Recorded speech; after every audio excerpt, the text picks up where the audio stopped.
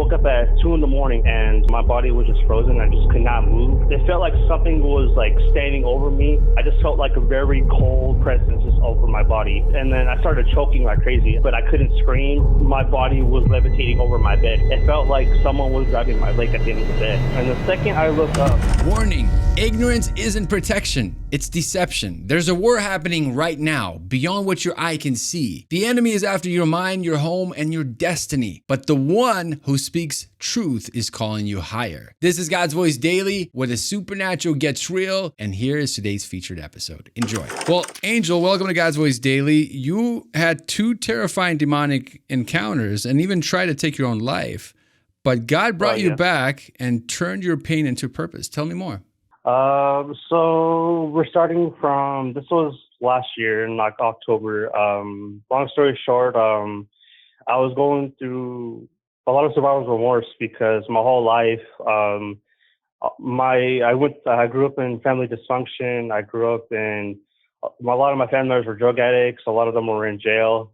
A lot of them passed away from drugs and stuff. So a lot of my early childhood and my upbringing, it was not the greatest. It was very hostile. I saw a lot of violence. I used to see my dad hit my mom a lot, and then I got hit too. So every day it was just very hostile and kind of crazy to grow up in. So it was kind of going through all that adversity as a child kind of made me to the person that I was today. And leading up to what happened last year, when I was about 18 years old, I was working a job at McDonald's when I was in high school and stuff, and I was playing football. I was really good at football, and I was getting ready to get a scholarship to play at a university and stuff. And long story short, my mom had threw me out of the house when I was in high school because she wanted to keep her government assistance. And so she told me, hey, if we keep working, we're going to lose it. And I was like, no, I'm not going to refuse to work less so I could stay with you. I wanted my own stuff. And next thing you know, at 18 years old, I was homeless.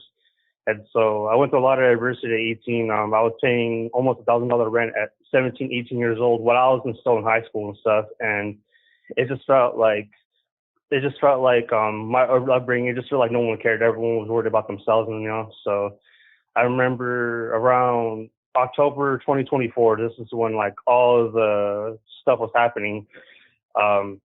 I had gotten into it with my boss at work. We got a little disagreement and stuff, and next thing you know, we were fighting. We were throwing punches and stuff at work, and next thing you know, I got fired for fighting. And at this point, I was just like, I just didn't care anymore. Like I was already in a rough spot. I was like, well, I don't know what I'm doing here. I'm already 23 years old at this point. Last year, I'm 24 now, but I was like, I'm 23. I don't really have nothing to show for. I graduated college. Like, I don't really have family support. I'm lost. I didn't know what to do in my life. So the worst thing you could do is start falling into drugs and alcohol and stuff. And sure enough, I had about $10,000 worth of savings and about $3,000 in my checking. And next thing you know, I was like, hey, I'm just going to spend all the money that I have left, and I'm just going to just take my own life, because I was at a rough point in my life. It just felt that it didn't matter what I did, or it didn't matter what I accomplished. It didn't matter what I showed. I didn't have anyone to really show that I didn't have anyone to share good news with, if that makes sense, And my family was really one of those types of families where it was like, oh, we want you to do good. We're rooting for you, Angel. Like, we want you to make it and do all these great things. But then the second I started doing great things, the second I started showing them accomplishments, like whenever I show them like good things that I've done in my life, they will kind of like have a lot of like remorse and like jealousy towards me, like hatred when I did so. So it's like, it didn't matter what I did. I just didn't really have that family support. So what happened after that was I started drinking. I had a very bad alcohol addiction. I was drinking almost every day, and then I was going to the clubs. I was going to bars, and like this was for like a good month and a half of me just drinking my life away, not stop taking care of myself, smoking weed every day, and just not a good spot. And I noticed that like as I was doing this, I was allowing like other things to kind of take over me. Like I noticed the way I spoke to people, the way like I like just the way like I used to speak to people and the way I carry myself. And every morning when I woke up, I looked myself in the mirror. I just did not recognize myself no more, and I just knew that bad things were going to happen, and I knew that the choices that I was making was going to lead me to hell. But at that point, I just did not care, because once you've been through so much like negativity in your life, there's just no way to really see the positive in life, and that's all my life was. It was just a lot of negativity. I didn't know how to get myself out of that, and I had this one I had this one experience where I remember I used to go to the strip. I was going at the strip club, and I was going, and when I was leaving, I remember I was super intoxicated, like super intoxicated going into the strip club, and I just remember like, okay, this is gonna be my last night, and then when I go home, just gonna take my own life. And I remember I was here, and I remember like just being in there, I just knew something was off. You know what I mean? Like I just knew something was off, and I knew like, hey, like I shouldn't be here. And I don't know what it was, but I shouldn't be here, you know. And I remember I got in my car and I drove home super intoxicated, and I almost crashed multiple times. Like I was surprised I didn't get pulled over, because I saw highway patrol like alongside the country road and stuff, and I was scared that I was about to go to jail. Like I was just not thinking in the right spot. And I remember I get home and I'm in my car, and I was in the car, and like what I was going to use to like continue with the act. I remember I just didn't pull through with it, and I remember crying on the phone with my girlfriend. Well, at the time she was my friend, but I was crying to her on the phone saying like, "Hey, I'm going to take my own life," and she was like, "Don't do it, because God's still rewriting your story, and I'm going to pray for you. So I don't want to continue with that, you know." And I just did. In the moment, I didn't want to hear all that. I was like, "Don't put this on God. Like, this is like I'm going through with this because of my issues and my stuff." But at the same time, I knew I couldn't do it no matter how hard I tried. So then I ended up falling asleep in my car, and then I ended up waking up. And mind you, this when I got home from the club, it was about 4 in the morning. I woke up like around like 5 p.m. the next day in my Whoa. car, because I was so intoxicated. Wow.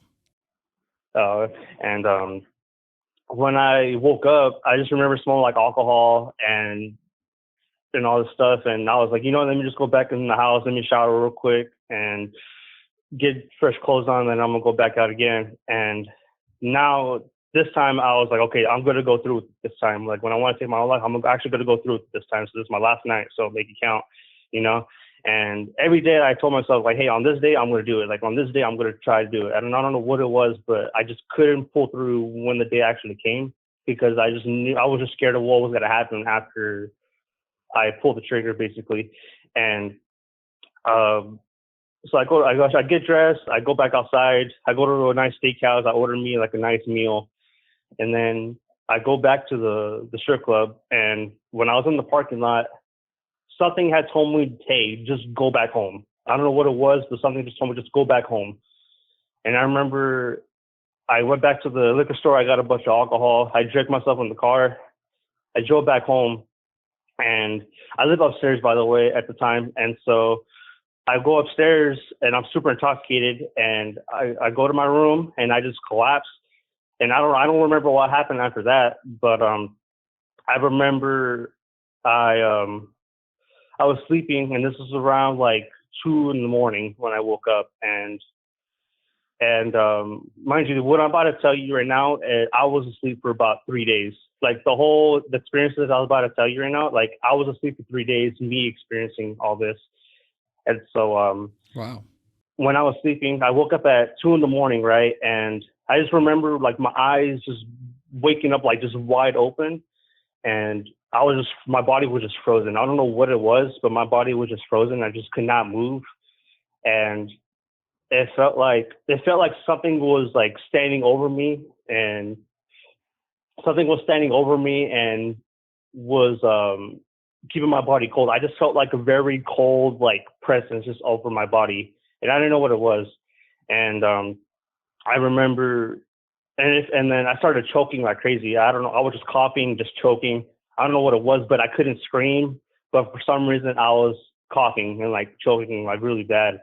And then I remember I closed my eyes, and I think I had like a form of sleep paralysis because my body was frozen.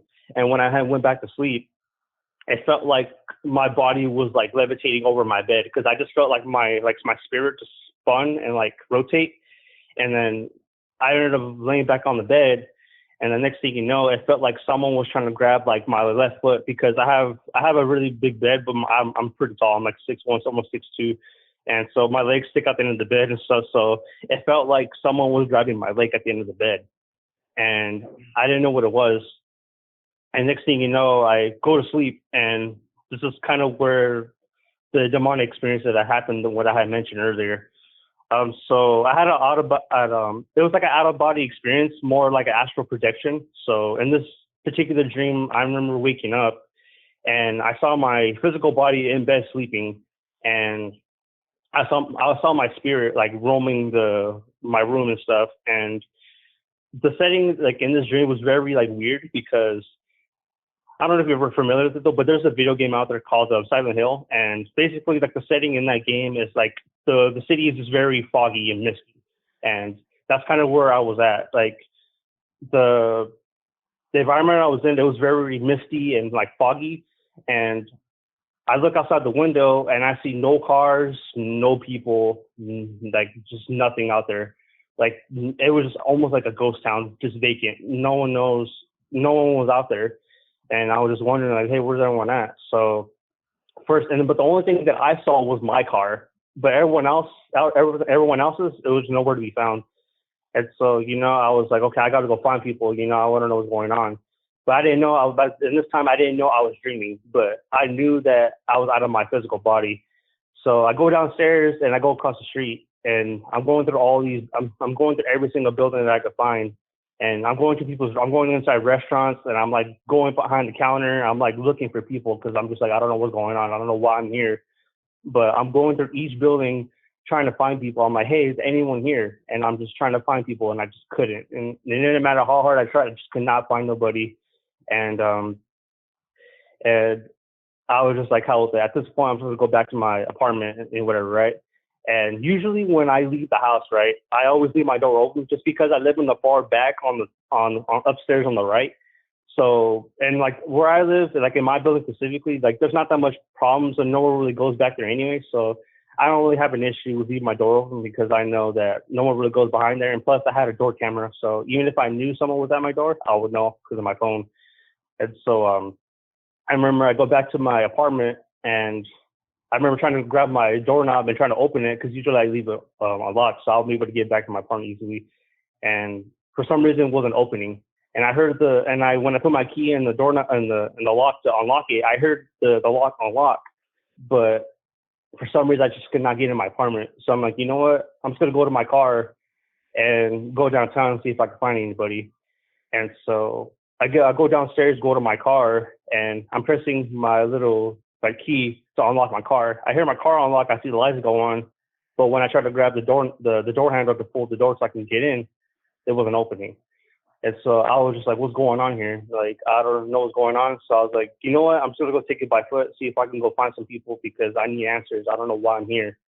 And I look behind me and I see a trash bag, and it had a bunch of trash in it. And right across from my car is the garbage bin. So I threw that plastic bag in the garbage bin, and then as I throw it away, I'm walking back, but my head's down, and I'm walking towards my car, my head's down, and the second I look up, all I saw in this dream was like a 7-foot tall man in a suit, and he had no face at all, and the guy, he was a white person, by the way, but he was just pure like skin on his face. Like he had no facial features whatsoever. He had no eyes, no mouth, no ears, nothing like that. But he could talk to me, which is very weird.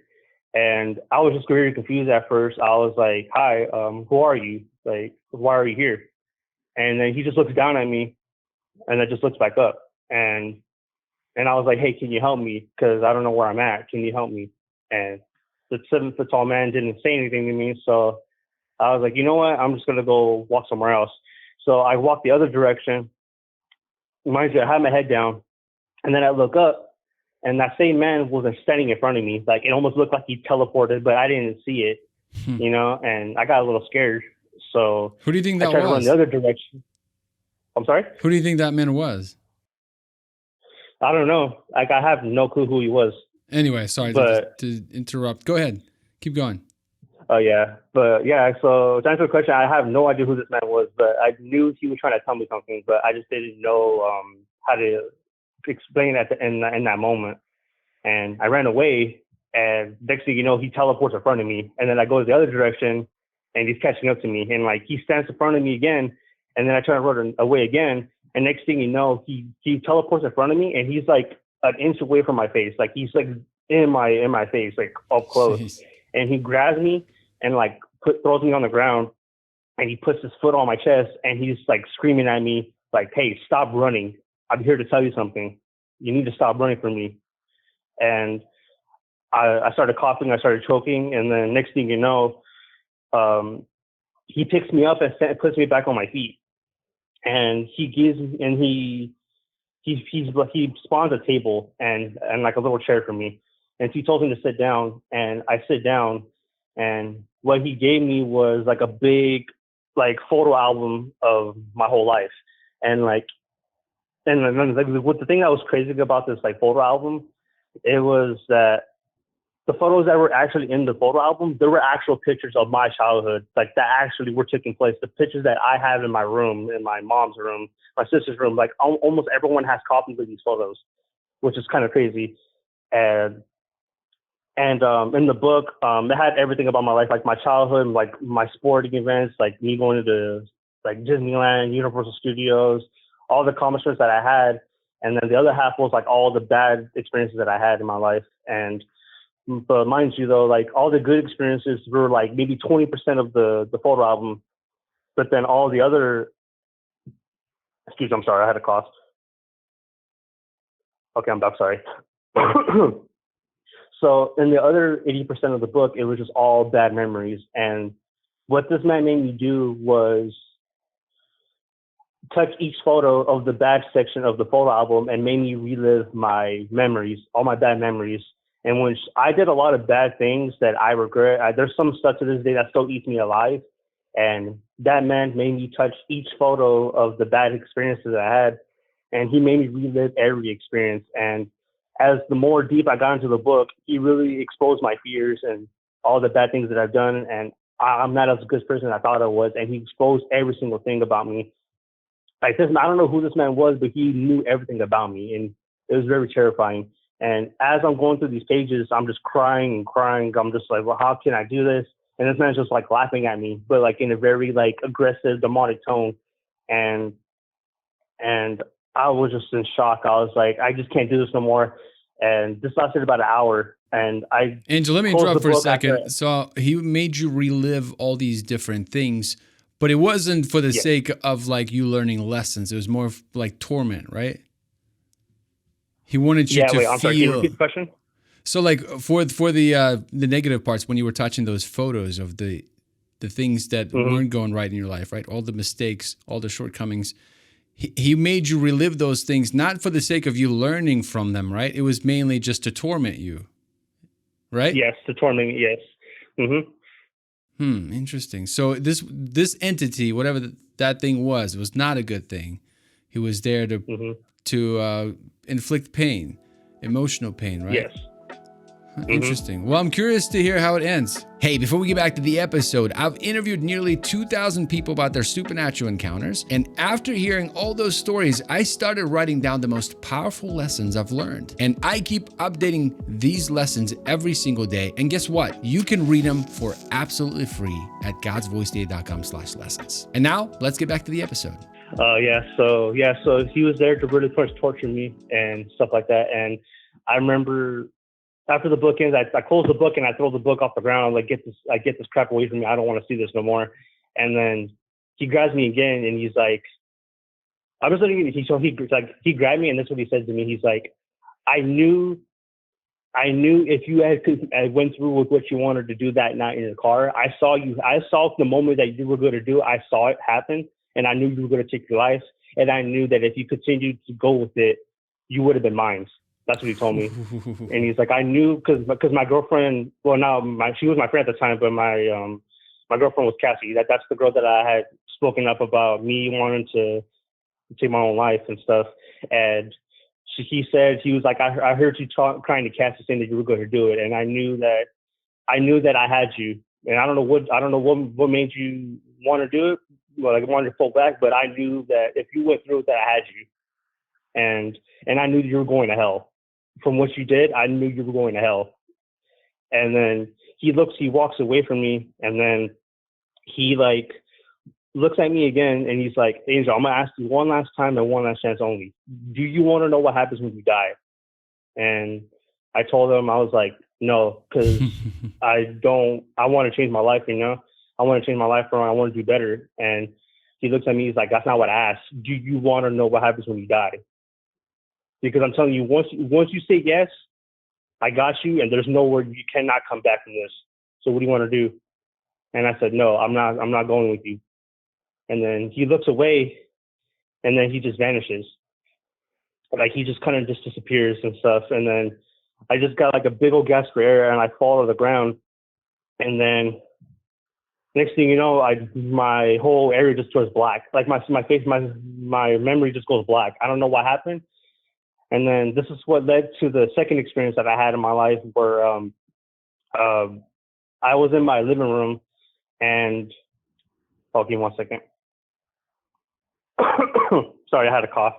But in this second experience that I had, I was in the living room, and the setting in my living room was very gloomy. It was like eerie. It was like a dark pinkish like light like hovering over my room, the living room. And I didn't know exactly what it was, but I just knew something was wrong. And I was on my couch, and on my coffee stand was a bottle of alcohol. It didn't say a brand or anything, but it just said alcohol. And then I had a bottle of pills and some other stuff on me that I was supposed to take, I guess, in that dream or whatever, right? And so then I'm watching TV, but the thing is, on the TV, it was like a 1950s type of TV where like there was only like 4 channels, and you had to like turn the channel through like the little switch or whatever.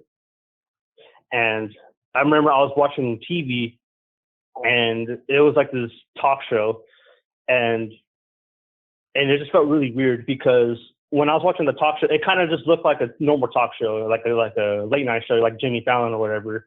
They were just asking normal questions about like, hey, how's the new movie you're gonna do or whatever, right? And they were like really in sync, and like they were really on point and scripted. And the crowd was laughing. They were talking. The interviewer and talk host was just in the moment of just talking to this lady about the film that she was trying to do or whatever, right? And I remember watching TV, and they were laughing in sync, and I just took a drink from my bottle of alcohol in my hand and my vape, and I just remember feeling so dazed. And then I started feeling really lightheaded, and I closed my eyes, and I put my head down. And then the second I look up, the talk host was just looking directly at me out of character and like out of script through the screen. And he was just staring at me with like his eyes. And his eyes were like a black void, like his pupils and like his eye color was just pure dark black. And he was just staring at me through the TV. And then he started screaming at me saying, hey, why aren't you watching our show? Pay attention, goddammit. And then he like slams his hand on the desk. And then he's like, do you think you could tune me out? You think you could escape us? We own you, and we've been feeding you lies. You ate every single bite. You sit there, numb, lost, comfortable, drink up, smoke up, rot, because God can't hear you now. You give up on him. Now we're all you got. And he slams his fist again on the desk. And I was just in shock. And I started drinking again because I was just scared. And the audience starts laughing, and then all of a sudden, the second he was staring at me directly, like in my soul, the whole show just goes back into a sync, like if almost nothing ever happened, and they just went back on script. And like it's kind of hard to explain, but yeah, like so he saw like he changed his tone and changed his demeanor, and then the second I complied, he went back to like talk host like mode, and it almost like nothing ever happened, and it looked like the show just kept going and it went on. Wow. And so then I just remember sitting there shocked, and I was like, I need to start. I just can't do this no more. So I'm drinking again, and I fall asleep again on the couch. And then he looks up at me, and he's like, "Why aren't you watching us? Like, this is your last chance." And then out of nowhere, I just remember him saying, "Well, fine. If you don't want to be with us, good. But just let you know right now, God's not with you no more." And the next thing you know, the TV shuts off, and everything in my room just goes. And I just remember hearing a voice saying, "Angels, then leave, but you're already ours. You cannot run from us no more." And I remember, out of nowhere, I just heard like a very like urgent scream coming from my room. It was like a very like loud echo, and I didn't know what it was, so I went to my room and I ran sprinted to my room. Um, when I went back to my room, you remember earlier when how I told you like it felt like I was choking and like someone was trying to grab my leg and it felt like my body was like levitating over my bed, right? There was when I went into my room, all I saw was like 3 or 4 dark shadow figures just hovering over my bed. And one of them was trying to grab me from underneath my bed to pull me down. The other one was standing on top of me, and the other one was playing with me. Like he had his hand out and he was just making me levitate and like spin and rotate and stuff. And they were like all these demonic beings that were playing with me as I was sleeping. And and then out of nowhere, like they were talking, but the thing was like the demonic figures, they were talking like in a very ancient tone, but I didn't know what they were saying. But my spirit body now sees my physical body relive that moment when I was choking and I felt like something was over me. Now I'm on the other side, seeing what my physical body can't because he's sleeping, but I'm seeing what really happened when I was choking and going through those having those nightmares and stuff. And, and so then I'm watching this happen, and all out of nowhere, I just hear him say, "Hey, I got Angel where he's at. I know I got him now, and I want him." And then all out of nowhere, he goes and grabs me by the throat and starts strangling me, and that's what started making me want to like start choking and coughing and stuff. And he's just like choking the hell out of me, and I just could not breathe. And like I knew I needed to say something in that moment, but I just couldn't. I don't know what it was, but it just felt like in that moment that like it just felt because here's the thing like about God and stuff. When everything goes wrong and stuff, we ignore God all our whole lives. Like whenever something good happens, we never thank Him. But whenever something bad happens, we rely on God to come save us. But I just knew in that moment, and I was like, it did not matter what I said. I feel like Satan has gotten me, and there's no way I could go back to hell or go back to God. Like I think Satan has me. So that's when I kind of just lost hope, and I just let him took over me. But then something in me was wanting me to scream, and then I started screaming, and then all those demonic figures looked at me and they started hissing at me and like growling at me and stuff. And all I remember saying was, "I accept the Lord Jesus as my Lord and Savior, and He died for my sins, and without Him, I am nothing." And the second I said that, they looked at me and started growling even more. And I don't know where I was like, "God, if you're there, please save me. Like, I know I neglected you. I know I ignored you. I know I didn't put my focus on you. But if you're really there, please save me now because I don't want to feel this no more." And next thing you know, a whole ball of light just comes in my room and just wipes them out. And then I wake up, and mind you, this was like 2-3 nights of me sleeping, experiencing all this. Wow. And I remember I woke up and I looked at my phone. And I was like, dang, it's really been 3 days since I woke up. Like, that was crazy. And I just remember, like, my body just being in shock and, like, in froze because I was trying to process, like, what the hell was any of that. How long ago did this happen to you? What year was it? This happened, the dreams happened back in November of last year. Wow, so this is pretty fresh. Interesting. Yeah, so it's still pretty fresh. Yeah. Did you? It's crazy, though. That man in the suit that you were talking to earlier, did you like? Mm-hmm. Were you communicating with him like telepathically, or did you actually hear his voice? Who? Did you say both? I'm sorry, I couldn't hear you. I'm sorry, I didn't hear your question. No, when you were speaking with that man in the suit from your encounter, was that man like? Did he have a voice, or was it mainly just telepathical communication, like spirit to spirit, thought to thought kind of communication? more like telepathical, like I would say so. Interesting. Yeah. Did you share any of this with anybody else, with your girlfriend or anybody? And I'm curious, what was their reaction to all this? Just my girlfriend, honestly, Did she believe you? Yeah, she believed it. Yeah, because because she's the only person that really knows my life, all the trauma that I've been through, all of the adversity I had to face, all the craziness I had to go through. She she knows everything about me from the ins and outs, from like from the beginning of the book to the end. Like she knows every single thing. And and when I had and at first I didn't know who to tell because I obviously it just felt like no one was gonna believe me. I was gonna look at me like I'm stupid or something. But Yeah. but it was very traumatizing, and I just remember waking up and just being in shock. And I had went to the restroom because I needed to use the restroom, and I'm just very like hungover because I didn't drink any water that night prior that of me experiencing all that, and so I was very hungover. And I went into the mirror, and then I looked myself in the mirror, and then like my eyes were just red from like all the stress and like Oh wow, everything. because yeah, 3 days of no water, period, right? Yeah, it's not good for you at So all. you're already And so dehydrated from all the alcohol. Then you sleep for 3 days. You're not yeah, replenishing your exactly. body. Wow, interesting. Hmm. So obviously you had a very traumatic childhood. You went through some interesting things, right? You get kicked out. All Hmm. this stuff starts to happen. How I'm Hmm. curious to kind of close the loop.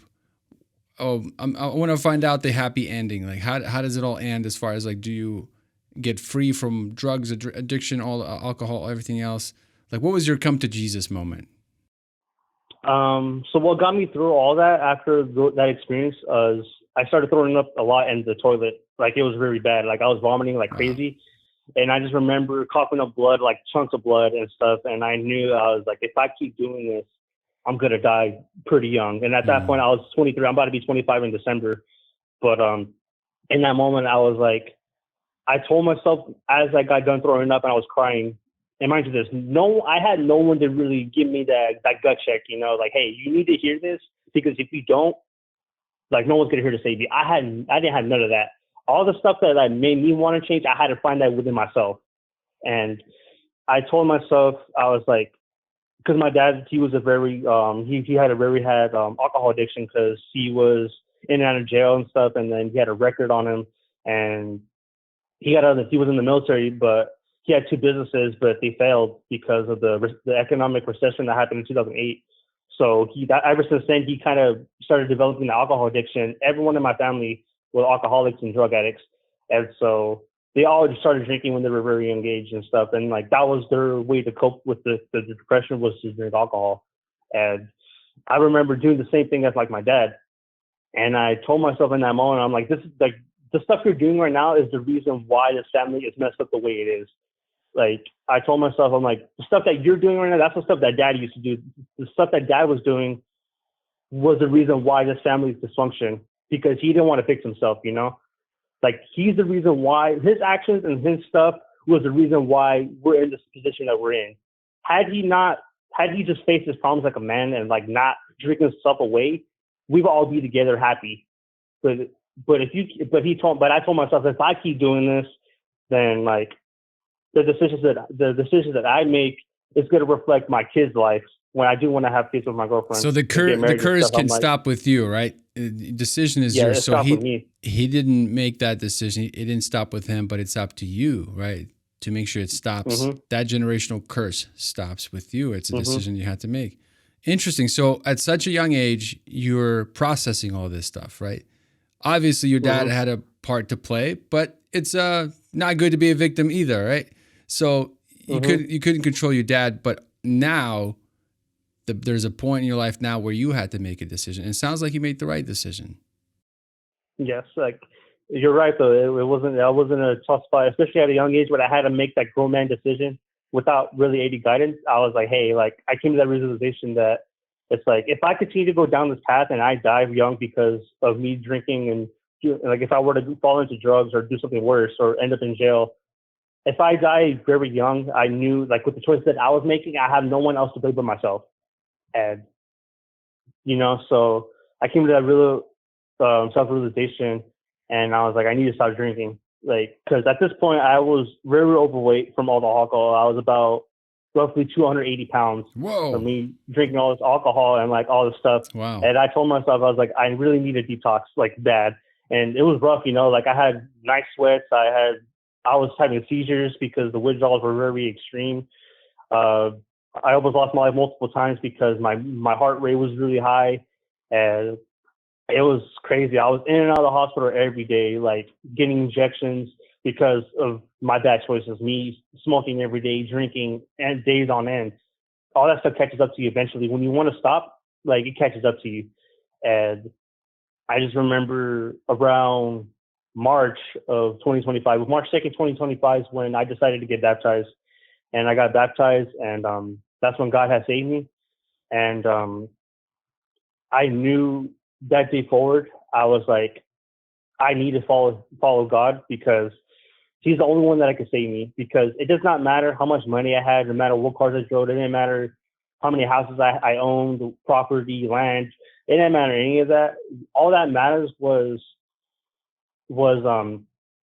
who you were as a person when you were on earth, and what do you have to show for it when you meet God. Because I know all of us one day, we're all going to meet that man face to face, and he's going to make that final judgment of whether you can enter his kingdom or he's going to just throw you in hell for eternity. And I knew for a fact that I wanted to step in front of him and show him, I'm like, hey, you gave me life for as long as you did, and I made the most of it, and I did the best I could, without, regardless of what I had to endure in my childhood and up to my early adulthood. I knew that everything you gave me I turned it into something greater. And that's my biggest fear. Yeah, we all want to hear that. God. We want to hear, well done, my good and faithful servant, right? That's the end goal. You don't want to come empty-handed. Like, look, Lord, you gave me life. You gave me gifts, talents, time, resources, and I did nothing. Man, we don't want to be. But it's almost like a slap in the face. Yeah, I love what you said about decision, though, right? You got to make that firm decision. It starts with, once you commit, once you decide, once you get clear, everything clears up. And I think that's where a lot of people, like from the emails I get and the comments I receive, it seems like people just are in pain, in suffering, because they're in that middle. And if you just if you just decide, if you just become disciplined and commit and make that decision, you'll never have to think about it ever again. And I think that's where people, and a lot of times, Angel, people want you to decide for them. Like they want you to just, can you just solve my problems? Like, no. It's your part. You got to decide. And it's not enough to just decide, then your actions have to follow that decision. Right? And it's a walk, like it's something, it takes time to walk that stuff out. You're going to trip, you're going to fall, you're going to get up and keep getting up and keep getting up. But it's a process. It takes you a while to get into that state, and it's going to take you some time to get out of that. I remember I moved to from Ukraine to United States when I was 12 years old. And you can take a kid out of Ukraine, but you can't take Ukraine out of the kid. It takes time, right? The process, renew your mind, start thinking the American way. Scarcity was a big one. It took me years to work scarcity out of me, and I'm still dealing with that scarcity mindset, lack, poverty. It takes time to renew your mind, right? It takes a second to decide, but then there's a process. Once you decide, you got to renew your mind. And to renew your mind, it takes time to digging in the Word, to being mentored by people, doing the things that no one wants to do, spending time in prayer and fasting. Right. And in all of that, it makes you, it kind of, renews your mind, renews your heart. It's a process. Well, Angel, I got to run on another call, but in closing, just for everyone watching, for everyone listening, people that were in a very similar state that you're in, let's say somebody is watching this video and you just read their mail. They're like, oh my gosh, I am Angel right now, a year ago, 2 years ago. And they're confused. They don't know what to do, right? Obviously, decision. Make that decision. We settled that one. But what other advice? What would you tell that person right now that's listening?